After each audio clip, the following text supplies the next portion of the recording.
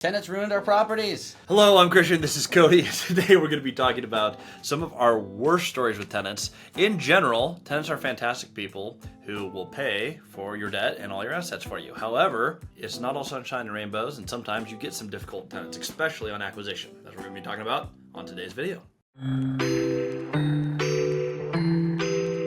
So, welcome back. When we're talking about the worst tenants, we're going to share some of the absolute worst stories. I really want to emphasize here that most people are fantastic. We manage about 200 tenants right now. Cody and I are picking up another 37 units in 2 transactions. We have a 22 and a 15 coming online here. And every property we bought is in way better condition than when we bought it. Yep. If you're going to pick them up, leave them in better condition than you found them. However, not all your tenants will do the same. No, and so we're going to share some of our absolute worst stories. There are one or two that we are gonna leave out, but I'm going to share some with the most damage and the most expense. We had one. It's the first building we ever bought together, our 38plex. We had a tenant who, she told us that she was living in basically a closet with no utilities. Turns out it was bigger than some of the other apartments we owned. It's a big space. A big unit, well decked out. She's done some damage to it, but that was not true. She did a few things. The first of which is we caught her shoveling snow on the roof, which one, huge liability. Second, her shovel damaged the roof. Turns out if you dig into a membrane roof, the shovel will pierce it. Yes, and so we had leaks in, was it 4 or 5 units? 5 units. Oh, and it's the middle of winter, so there's a bunch of snow on the roof. Washington, it doesn't actually stay below freezing all that much, so snow melts pretty quick. So basically it snows, she damages the roof, and within a few days, the snow starts melting, comes in right through the ceilings. We had multiple ceilings collapse on, I think, 3 units. Then we had a whole bunch of other water problems in the other 2. Yep. Yeah. So that was the beginning of that process. She also never paid rent. That's not the worst part, though. It's the most expensive part, but it's not the worst part. What did she do to our building down the street? Well, so she broke into some of the units we had down the street and did a whole bunch of damage to the walls. She was putting this Bondo stuff all over our brand new walls right as we had started working on painting them, and completely ruined it, as well as ruined a lot of the trim in a completely different building. Yeah.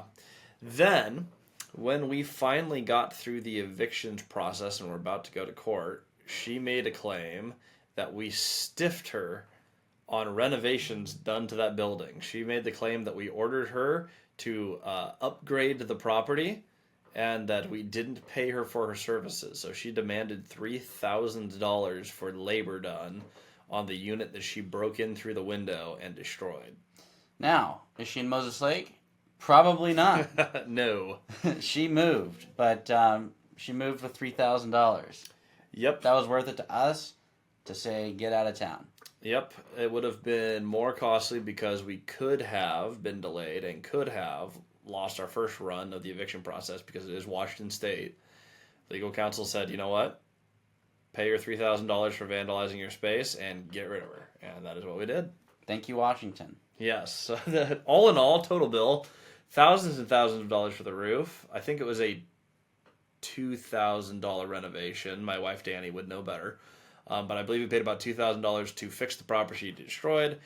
You have the roof. You have the legal cost. That was the single most costly tenant. And then there was no rent paid for a year and a half. So you can add that up. And even though her rent was negligible at $380, she didn't pay. Yep. So that was many thousands more.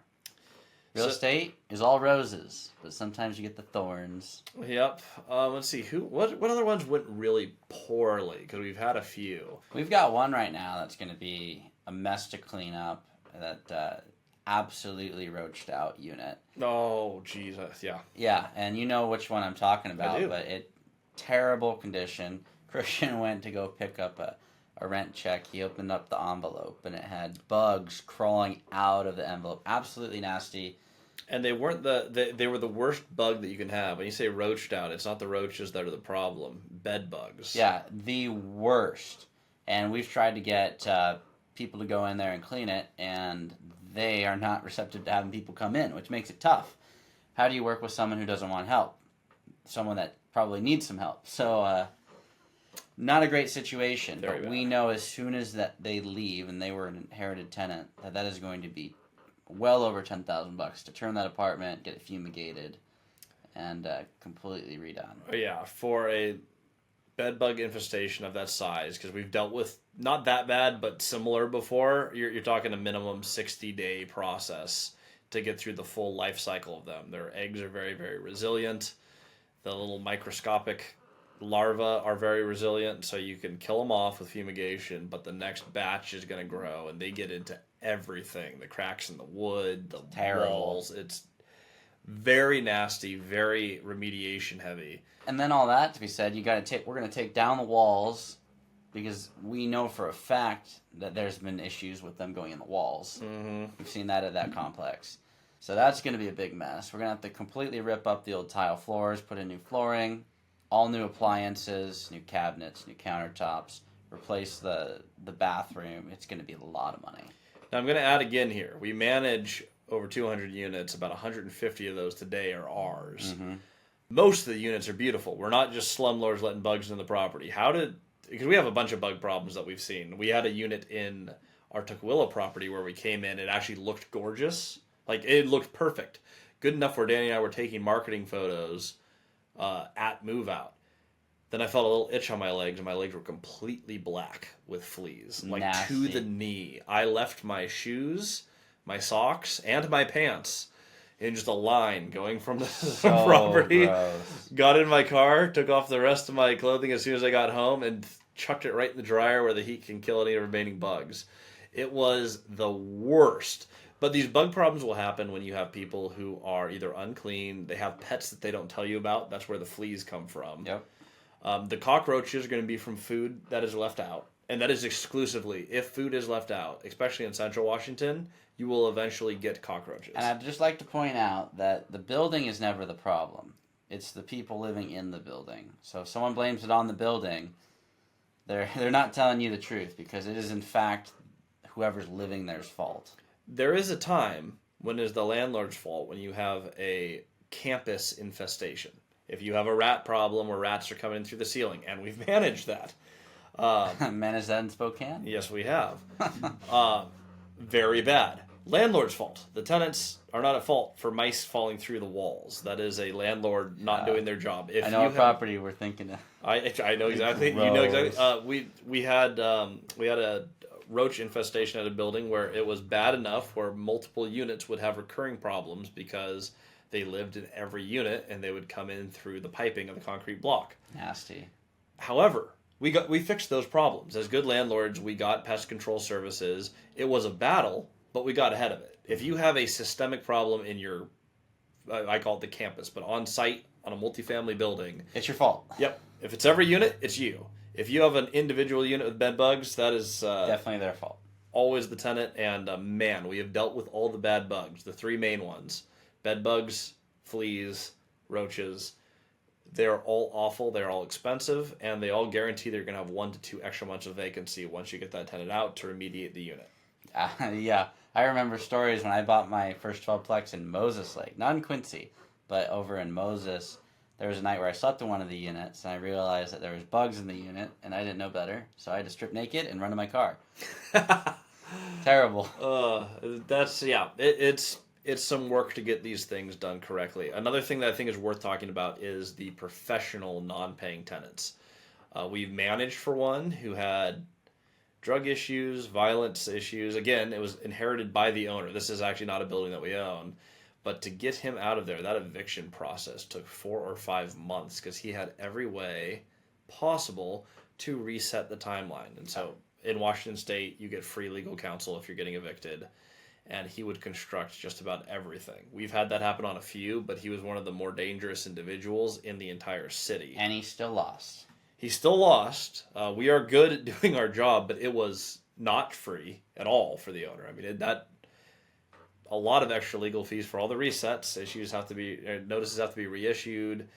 You need more legal counsel. Thousands and thousands of dollars to get some of these people out. We picked up a property where the prior owner he was dealing with a non-pay for about 2 years on our little property on Gibby. Mm-hmm. That tenant went 2 years through all the support programs from the government. He was always behind, never paid. We picked up the property, and that was before we really knew how to navigate the legal system out there.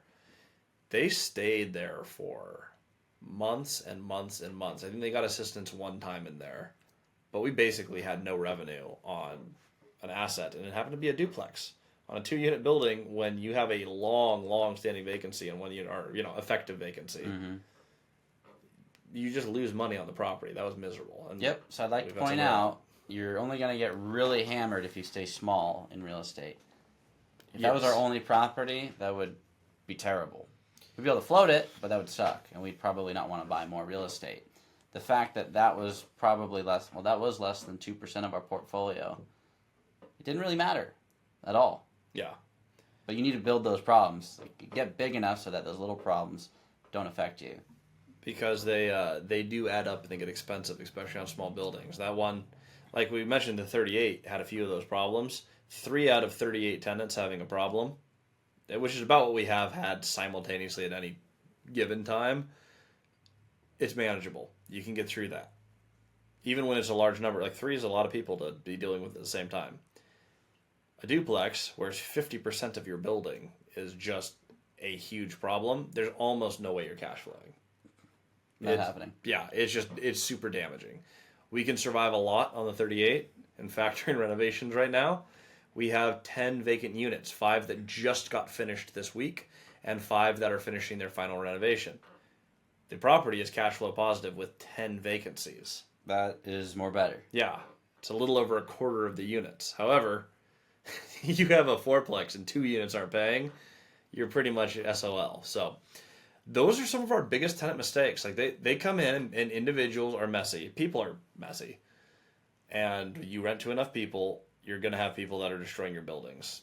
You need Without a doubt. Yeah. You need to be able to, one, afford to do the repairs. And I have found you have 2 options to do that. Either you need to maintain a job that is high enough paying where you can cover the CapEx, or you get a large enough portfolio so that you have other tenants who are great tenants, which is a majority of them. Most people are good people. Who will offset those expenses, and you can use those rents to fix up your buildings. And basically, you're just maintaining a fantastic place for everyone to live. But it doesn't matter whether you buy A class, B class, C class, or D. We've done all of those, except for we haven't really bought a lot of A. No. Maybe Pelican Point. But you can buy any of those. You will get good people in every class, and you will get bad people in every level of the game. So don't just think because you're buying one or another, you're going to avoid it. You won't.